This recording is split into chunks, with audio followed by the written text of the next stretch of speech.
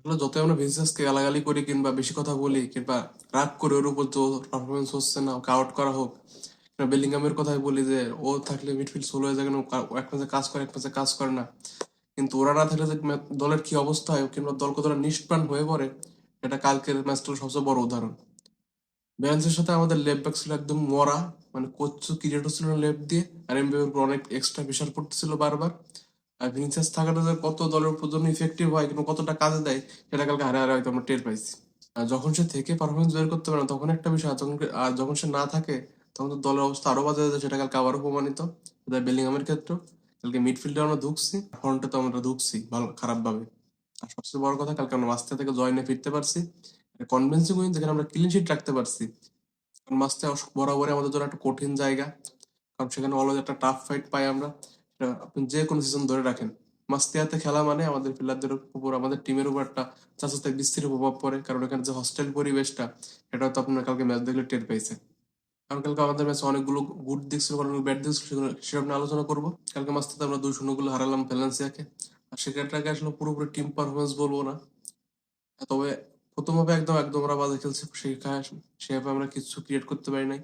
উল্টে ব্যালেন্সে আমাদের ডমিনেট করছে, যদি আমরা পজিশন শটে হয়তো ডমিনেট করছি, কিন্তু উল্টো যদি আপনি খেলাটা দেখেন তাহলে আপনি বুঝতে পারবেন যে ব্যালেন্স আমাদের কত ডমিনেট করে খেলতেছে। এটা প্রতিটা সময়, ইভেন ওগোডুর এবং ডানজোমা যে পরিমাণ আমাদের অ্যাটাক গুলোকে এক্সপ্লয়েট করতেছিল তাদের, আর যে পরিমাণ তারা আমাদের অ্যাটাক করছে ডি বক্সে, সেই কর্নারের মাধ্যমে কর্নার উইন করা, ফেলা তো 1v1 পুরো ছিঁড়ে ফেলাই দেওয়া, সবই করছে তারা। কিন্তু তারা কি করতে পারে না, তারা শট নিতে পারে না, কারণ আমরা ডিফেন্সিভলি যথেষ্ট ভালো ছিলাম। আর তাদের প্রচুর অফ টার্গেট গেছে, তারা টোটাল 7টা শট নিচ্ছে আমাদের বিপক্ষে, তাদের সবগুলো অফ টার্গেট, মানে করতো কালকে কন্টার্গেট কোনো সেভই করার লাগে নাই। তো সেক্ষেত্রে বলছেন তাদের পজিশন কতটা খারাপ হইলে তারা এরকম করতে পারে। আর বিশেষ করে ডানজুমাকে নিয়ে অনেক ভয় ছিল আমার, সেটা আমি প্রিভিয়াস ভিডিওতেও বলছি যে ডানজুমাকে আটকাইতে হবে, কারণ কিছু কিছু প্লেয়ার থাকে যাদেরকে অবশ্যই একটু খেয়াল রাখতে হয়। ডানজুমা যে কালকে গোল পায়নি, এটা আমাদের ভাগ্য ভালো, কারণ ওদের যে পরিমাণ চান্স ক্রিয়েট হচ্ছিল, খুব ভালো ভালো কিছু কিলার চান্স ছিল, সেখানে আমাদের সৌভাগ্য না ওদের দুর্ভাগ্য সেটা জানি না, কিন্তু ওরা গোল করতে পারে নাই। আর অন্যদিকে কালকে এমবাপে ছিল অফ ডে ছিল, এবার গোল পাইছে ঠিকই, কিন্তু এমবাপে রিদমে ছিল না। অন্যদিন যেরকম রিদমে থাকে, সুগারি শার্প টান, কুইক, একদম অ্যাক্সেলেট করা, কুইক ফিনিশিং, সেগুলো কালকে কিছু ছিল না এমবাপের ভিতর। তো এমবাপের জন্য একটা off day in the office, বাদ বাকি। আর আরবেলোর আন্ডারে সবচেয়ে সবাই মোটামুটি ভালো খেললো, সবচেয়ে ডেডম্যান হলো গিয়ে আমাদের গঞ্জালো গার্সিয়া। যে জাভি আলোনসো একটা থ্রাইভ করতো, সে একদম পুরো ডেডম্যান হয়ে গেছে আরবেলোর আন্ডারে। এখন প্রথমত আমরা ম্যাচের প্রথম 13-14 মিনিটে আসি, সেখানে পুরো আমাদের লেফট রাইট সেন্টার সবখানে ব্যালেন্স আমাদের ডমিনেট করে ফেলছে, বিশেষ করে ডানজম এবং হুগো ডুরো, দুজন তো পুরো একদম দুই পাশ থেকে অ্যাটাক করে আমাদের নাস্তানাবুদ করে ছাড়ছে। তাদের ক্রসিং বলেন, কর্নার নেওয়া বলেন, মানে কর্নার আদায় করা বলেন, সব দিক থেকে ব্যালেন্স হলো অন টপ নস। আর ম্যাচের প্রথম 20-25 মিনিটে আপনি সেখানে ক্যারাস বলেন, এমবাপে বলেন, মিডফিল্ডে সুয়ামিনি বলেন, কামাভিঙ্গা বলেন, কেউ ঠিক মতো কাজ করতে পারছিল না। আমাদের team just all over the place ছিল। অবশ্য আমরা কিছু অ্যাটাক করতেছিলাম, কিন্তু আমরা অন টার্গেট শট নিতে পারছিলাম তা না, আমরা অন্য অন টার্গেট শট নিতে পারতেছিলাম না। আর এটা কেন হচ্ছিল, কালকে খেলা থেকে এটা স্পষ্ট ছিল যে কালকে এমবাপ্পে ভিনিসিয়াসকে মিস করতেছিল, কারণ এমবাপ্পে সাধারণত এরকম খেলে না। শুধু তারপর আর সমস্যা ছিল কি, আমাদের ফ্রন্টে এবার আপনি দুইজন স্ট্রাইকার খেলাবেন, কারণ এমবাপ্পে সিজন আর উইঙ্গার হিসেবে খেলতেছে না, সে বারবার স্ট্রাইকার হিসেবে খেলতেছে। যখন আপনি গঞ্জালো গার্সিয়াকে দিয়ে খেলাবেন, তখন তাকে অবশ্যই ক্রস প্রোভাইড করতে হবে, তাকে বল প্রোভাইড করতে হবে। যখন আপনি গঞ্জালো গার্সিয়াকে বল প্রোভাইড করবেন না, তখন তাকে তাকে আপনি যত ভালো পজিশনে রাখেন, যত ভালো টিমে রাখেন, যদি আপনি তাকে একটা নাম্বার 9-কে বল প্রোভাইড না করেন, তাহলে সেই নাম্বার 9 কোনো কাজে আসবে না। সেটা গঞ্জালো গার্সিয়ার ক্ষেত্রে হচ্ছে। আর বেলো আন্ডারে he is just being a dead man. আর কালকে খেলার একটা জিনিস ভালো মতো প্রমাণ হয়ে গেছে, আমাদের টিমে বর্তমানে ক্রিয়েটিভ যদি কোনো প্লেয়ার থেকে থাকে, সেটা হলো আর্দা গুলার।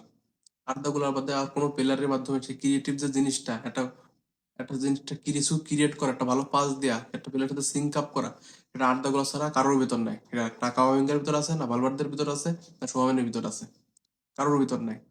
কালকে যদি আর্দা গুলার না থাকতো, যে আমরা যে ক্রিয়েটিভ কাজগুলো করছি সেগুলো করতেই পারতাম না। আর্দা গুলার ফার্স্ট হাফ বলেন, সেকেন্ড হাফ বলেন, হি is been so good yesterday. অবশ্যই কোনো হয়তো অ্যাসিস্ট পায় না, কিন্তু সে যে পাসগুলো মেক করছে, কিন্তু পাসগুলো এমবাপেকে দিচ্ছে, অবশ্যই এমবাপে কিছু ফ্লস ছিল, সে একটা রিদমে ছিল না। সে অনেকগুলো বিগ চান্স মিস করছে, যেখানে অন্য দিন হলে এমবাপে সেগুলো ইজিলি ফিনিশ করতে পারতাম। কিন্তু কালকে সবার সব দিন খেলা থাকে না, তাহলে সেটা এমবাপে হয়েছে। তবে কালকে আড্ডাগুলো ছিল দুর্দান্ত, ওয়ান অফ দ্য বেস্ট। তবে আরেকটা প্লেয়ার করতে কালকে আমার প্রশংসা না করলে হচ্ছে না, সেটা হলো ডেভিড হিমিনেস। What a performance! আর কালকে আরগুলো যে গ্যাম্বেলটা খেলছে ওকে নিয়ে, যে না একটা আমি ট্রেন্টের বদলে কারভালের বদলে আমি একটা ক্যাস্টলে প্লেয়ারকে নামাবো, সেটা মাস্তিয়ার মতো একটা জায়গায় যে আসলে একটা ভালো দিক দলের জন্য যে না কাস্তিয়ার প্লেয়ারদের আমরা ইউজ করতে চাই, তারা ভালো পারফরমেন্স করতেছে, সেটা ডেভিড হিমেনেস করে দেখাইছে। ইজ বিন সো গুড, একদম একটা প্রপার পারফরমেন্স। আর সে গোলও পেয়ে দিতে পারতো, যদি গোলটা একদম সেভ হয়ে গেছে, কিন্তু অসাধারণ পারফরমেন্স। সে যে 72-74 মিনিট খেলছে, খুব দুর্দান্ত। তবে কালকে যদি টার্নিং পয়েন্টের কথা বলেন, তাহলে অবশ্যই কালকে আমাদের টার্নিং পয়েন্টে খেলা হলো আমাদের মার্সেলের গোল, সরি আলভারোর গোল। পুরো মার্সেল একটা ভাইব দিল তার গোলের মাধ্যমে। কালকে যেখানে আমাদের কোনো কিছু ক্রিয়েট হচ্ছিল, কোনোভাবে কোনো গোল আনা পাচ্ছিলাম না, সেইখানে ওইখানে হয়তো ওই ইন্ডিভিজুয়াল ব্রিলিয়ান্সের দরকার ছিল, সেটা একদম আলভারো ক্যারাস ভালো মতো প্রোভাইড করছে। এই জন্য তো 2টা গোল পাইছে সে, 2টাই ভ্যালেন্সিয়ার বিপক্ষে, আর 2টা গোলে ছিল ব্যাঙ্গার। অসাধারণ গোল, টিমের ওই সময় গোলটা দরকার ছিল, সেটা প্রোভাইড করছে। মানে ওইখানে অন্য কোনো লেগ ব্যাক হইলে হয়তো সে একটা স্ট্রাইকার খুঁজে একটা ক্রস নেওয়ার ধান্দা নিত, যে না আমি একটা ক্রস নিই, কিন্তু সে সেটা করে না। সে ওইখানে ডিফেন্সের ভিতর দিয়ে গেছে, আর সে যে ফরওয়ার্ডে কতটা ইফেক্টিভ সেটা কালকে সে দেখা দিয়েছে। অসাধারণ গোল এখানে, ওইখানে ওই গোলটা না হইলে হয়তো ম্যাচের ফলাফল অন্য কিছু হইতে পারতো, কিন্তু সেখানে ওইভাবে বল ভিতরে নিয়ে যায়, কাট ব্যাক করে কিংবা ভিতরে দিয়ে একটা 2টা প্লেয়ার মাঝখান দিয়ে নিয়ে যায়, সেখানে তার উইক ফুটে ফিনিশিংটা করা, এটা ছিল আসলে দুর্দান্ত। ওইখানে আমাদের ম্যাচের টার্নিং পয়েন্ট ছিল। আর কালকে সে পুরো মার্সেল একটা ভাইব দিছে, অসাধারণ। আর কালকে আর 2টা প্লেয়ার কথা না বললে না, সেটা রাউল এসেন্সিও এবং ডেন হুজেন। রাউল এসেন্সিও বরাবরের দুর্দান্ত, কালকে অসাধারণ ছিল। মানে এই এই এই ছেলেটা যে ইনজুরি নিয়ে খেলতেছে তার হাঁটুতে, সেটা আপনি দেখে বুঝতেই পারবেন না কখনো। ওর এতটা ডেডিকেশনে, ও একটা পিওর মাদ্রিস্তা। ওর ওর ট্যাকেলিং বলেন, ডিফেন্ডিং বলেন, পজিশনিং সেন্স বলেন, ক্লিয়ারেন্স বলেন, সবখানে রাউল হাসান ছিল দুর্দান্ত। আর আমার কথা যদি বলেন, বর্তমানে টিমের নাম্বার 1 ডিফেন্ডার হলো রাউল হাসানসিও।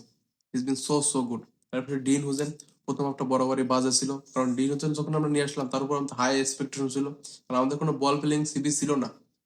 তো তাকে আমরা বল প্লেইং সিবি হিসেবে খেলাচ্ছি, সেক্ষেত্রে তাকে নিয়ে আমাদের ডিমান্ডিংটা বেশি ছিল, আসলে সে সেরকম ভাবে প্রোভাইডও করতেছিল, কিন্তু তারপরে তার ফরমের যে লেভেলটা সেটা ড্রপ করা শুরু করলো। তারপরে ইনজুরি, আর ইনজুরি থেকে ফেরার পরে সে তার নিজেকে হারাই ফিরতেছিল। কিন্তু সেকেন্ড হাফে এসে কালকে we see a glimpse of Dean Huijsen, what he can do. সেটা কালকে দেখেছে ডিন হুজেন। ডিন হুজেনের ভালো পারফর্ম করাটাও জরুরি, কারণ বর্তমানে টিমের সামনে মাসে হয়তো আমরা অ্যাসেন্সিওকে মিস করবো ইনজুরির কারণে। তো সেক্ষেত্রে ডিন হুজেনের ভালো করাটা খুবই জরুরি। অন্যদিকে যদি আমরা আসি কালকে ট্রেন্টের কথায়, ট্রেন্ট যে কতটা একটা ইউনিক প্লেয়ার সে কালকে ভালো মতো বুঝাই দিচ্ছে। ও যে 12-13টা মিনিট খেলছে কালকে, পুরো ওই 12-13টা ছিল আমাদের ম্যাচের পুরো হাইলাইট পয়েন্ট। মানে এত সুন্দর সুন্দর ইউনিক ভাবে পাস গুলো দেওয়া, আর লো বল টিমকে এক্সপ্লয়েট করা, সেটা হয়তো ট্রেন্ড থেকে বেটার কেউ পারে না। ট্রেন্ডে ফিট থাকাটা হলো বর্তমানে রিয়ালের জন্য অতীব জরুরি। আর ট্রেন্ড যে জিনিসটা প্রোভাইড করে সেটা অন্য কোনো মিডফিল্ডার বা ডিফেন্ডার বা ফুল ব্যাক আপনাকে প্রোভাইড করবে না। আর আমি এটা বলতে পারবো arguably, is the one of the best inverted full back in the world right now.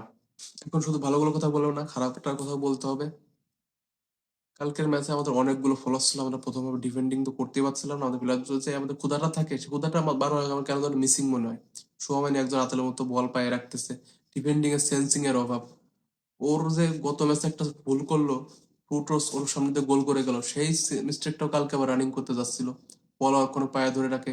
মানে ও বোঝে না যে বল আমাকে যখন অপোনেন্ট প্রেস করতেছে আমি কি করব, আমি কি সেফ খেলবো নাকি বল একটু পায়ে রাখবো। ওর এইভাবে রাখতেছে, বল লুজ করে বারবার। ইভেন কামাভিঙ্গাও, কামাভিঙ্গা কালকে লেফট উইং একদম, লেফট মিড একদম কাজ করতে পারে না, জাস্ট বিশ্রী না, পিভট ঠিক মতো কাজ করতে পারছে না লেফট মিডে, সবখানে একদম বাজে খেলছে কামাভিঙ্গা।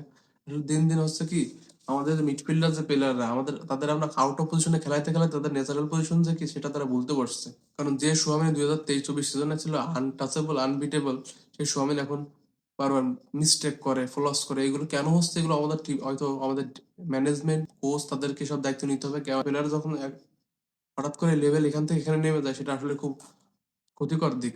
অন্যদিকে যদি আসি কামাভিঙ্গার কথায়, কামাভিঙ্গা আসলে সে সুইচ অন অফ মোডে চলে গেছে। সে এক ম্যাচে ভালো খেলে, আর এক ম্যাচে খারাপ খেলে। ইভেন কালকে ভিনি ছিল না, কালকে তার সাথে সিঙ্গাপুর মতো প্লেয়ার নাই, তার সে কালকে একদম নিশ্চুপ হয়ে গেছে। তার সামনে যে পারছে বল ক্যারি করতে ঠিক মতো, শুধু জাস্ট কিছু পাস, কিছু উল্টো পাল্টা শট, এই ছিল কামাভিঙ্গার কালকে। তাছাড়া কামাভিঙ্গা মোটেও ইফেক্টিভ ছিল না।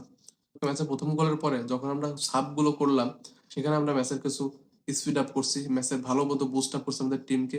সেখানে ফ্রেশ লেগ দিয়ে যে কাজগুলো করা যায়, সেখানে আমাদের উইঙ্গার 2টা মিসিং ছিল, সেখানে ইব্রাহিম এবং মাস্তান্তোনাকে নামানোর পর আমাদের অ্যাটাকে অনেক সচ্ছলতা আসছিল, টিম অনেক ভালো মতো প্রোগ্রেসিভ করতেছিল অপোনেন্ট থার্ডে। তো সেটা ভালো মতো ভিজিবল ছিল। অন্যদিকে যদি আমি বলি যে কালকে আমাদের উইং ছিল না, সেক্ষেত্রে আমাদের মিডফিল্ডার সেভাবে আগায় যাচ্ছিল না। এখন একমাত্র আলভারো ক্যারাস যাচ্ছিল, আলভারো ক্যারাসের গোল পেয়েছে ঠিকই, তবে ওরও আমার একটা অভিযোগ আছে ওকে নিয়ে, তো ক্রস দেয় না ঠিক মতো। আমার কথা হলো একটা লেফট ব্যাক রাইট ব্যাক তোরা দিবি ক্রস, যেখানে আমাদের একটা প্রপার নাম্বার 9 রয়েছে, যে হেডারে ভালো, যার পজিশনিং ভালো, সেক্ষেত্রে সেই ছেলেটা একটা ক্রসিং পায় না। শুধু ডেভিড হিমিনেস একটা ক্রস দিছিল গঞ্জালো গার্সিয়াকে, সে বাদে সে কোনো পুরো ক্রসই পায় নাই। এরকম হলে সে তার থেকে আমরা কি এক্সপেক্ট করতে পারি? অন্যদিকে আমাদের প্লেয়ারদের কিছু আবালের মতো ডিফেন্ডিং ছিল, সেটা আপনি আর্দা গুলার বলেন, ক্যারেরাস বলেন। ক্যারেরাস তো মানে যে কতবার ডানজোমার কাছে বিট হয়েছে তার কোনো হিসেব নেই ফার্স্ট হাফে। সেকেন্ড হাফে সে কিছুটা উন্নতি করছে, তবে অনেকবার বিট হয়েছে আমাদের প্লেয়াররা। এবং ডেভিড হিমিনেজ বলেন, ভালভার্দে বলেন, সবাই বিট হয়েছে কালকে। এমনকি কালকে এমন হয়েছে কিছু কিছু অ্যাটাকের সময় গঞ্জালো গার্সিয়া থেকে ফ্রন্টে থাকে আমাদের কামাভিঙ্গা। এমন এমন হয়েছে যে আমাদের প্লেয়াররা মিডফিল্ড থেকে আগায় যাচ্ছে, সেখানে আমাদের প্লেয়াররা এখানে এমবাপে রান মেক করতেছে না, গঞ্জালো গার্সিয়া রান মেক করতেছে না, অথচ কামাভিঙ্গা বল নিয়ে আগায় গেছে ফাইনাল থার্ডে। একবারে ডিনোজার আগে গেছে ফাইনাল থার্ডে, কিন্তু আমাদের প্লেয়ার রান মেক করে না। এই জিনিসগুলো কাল খুবই বাজে মিসিং ছিল, আমাদের প্লেয়ারকে রান মেকিং করার অভাব। আমাদের প্লেয়াররা বল চলে গেছে, তারা চাচ্ছে আমাদের কাছে বল, তাহলে তো একটা প্লেয়ার ফাইনালে চলে গেছে, তাহলে সে পাস দেবে কাকে? তাহলে সে শুট না, তার কোনো অপশন নাই।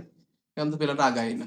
এই জিনিসগুলো খুবই দৃষ্টিকটু লাগে প্রতিটা ম্যাচে। তারপর আসলে আমাদের সেকেন্ড গোলের কথা, সেখানে ইনজুরি টাইমে what a counter attack, brilliant pass from Ibrahim, আর সেখান থেকে এমবাপের একটা সিম্পল ট্যাপ ইন, তো অসাধারণ একটা গোল। কালকে ম্যাচে ব্যালেন্সের স্টেডিয়াম স্যান্ডিং হচ্ছিল, এমবিকে নিয়ে বাজে বাজে স্যান্ডিং করা হচ্ছিল, সেখান থেকে স্যার ওই গোলের মাধ্যমে যে জবাবটা, সেটা আসলে কোল্ড। এমবাপে দিন দিন যে ইভলভ হচ্ছে একটা রিয়াল প্লেয়ার হিসেবে, সেটা বারবার টের পাচ্ছে। তার অলরেডি 81 না 82 গোল হয়ে গেছে রিয়ালদের হয়ে। চিন্তা করা যায়, মাত্র 1.5 সিজন ধরে খেলতেছে। He is been a top top form and we need him this season in this to be this top form. বাদবাকি সব মিলে স্বস্তিদায়ক জয়।